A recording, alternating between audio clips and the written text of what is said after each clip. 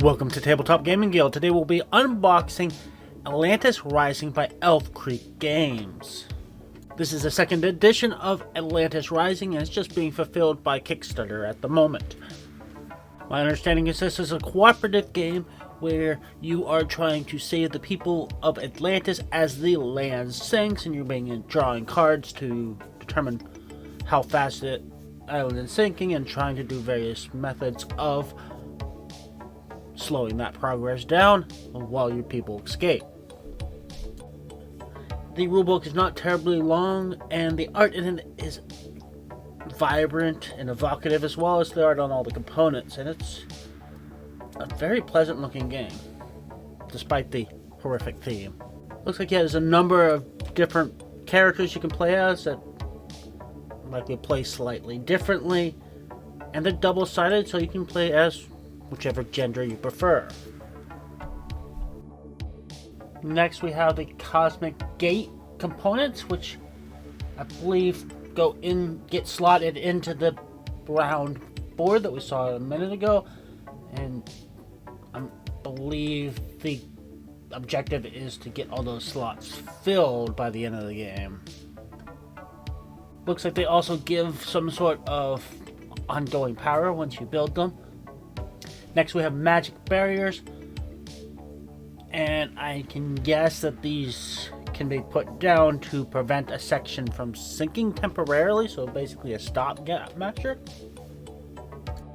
The consistent color scheme really does seem to help to tie everything together.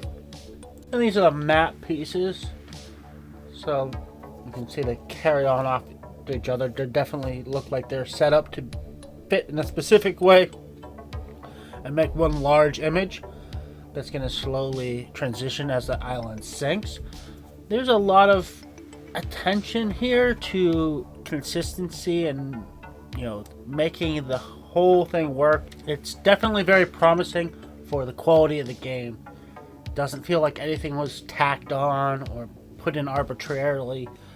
It all looks like it was carefully considered and carefully planned out to fit together nicely.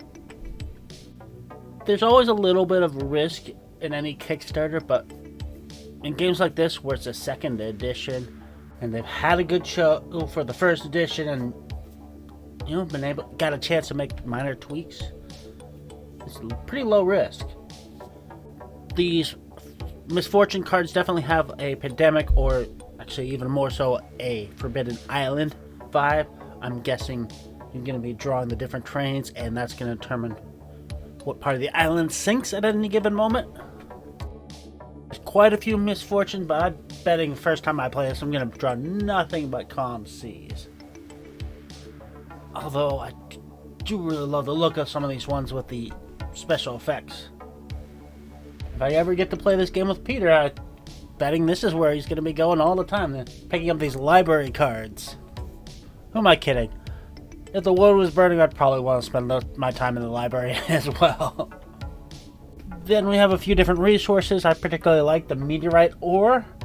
The rest is relatively standard. You got your gold, crystal, Atlantean metal, and some mystic energy. Then you have enough components for up to 7 players. You heard me right, up to 7 players. This will be a pretty big cooperative game if you have all 7 players. Not sure why I thought these were weeping angels from Doctor Who, but they're apparently assistants. So that's all the components for Atlantis Rising. I'm really interested to see how it plays. It looks really nice. It looks well produced. And it does have a lot of good reviews that I've heard. I am very curious to see how it scales for the different player counts. 1 to 7 is a pretty wide range of potential players. Out of curiosity, I did check on BGG, and it does say that its community considers this playing best at 4, so not 100% sure how well it'll scale at 7. It may end up being a little bit of a long game. Hopefully it doesn't have a quarterbacking issue, but I suspect not given this asymmetric abilities. Thank you for watching. Hope you enjoyed this video.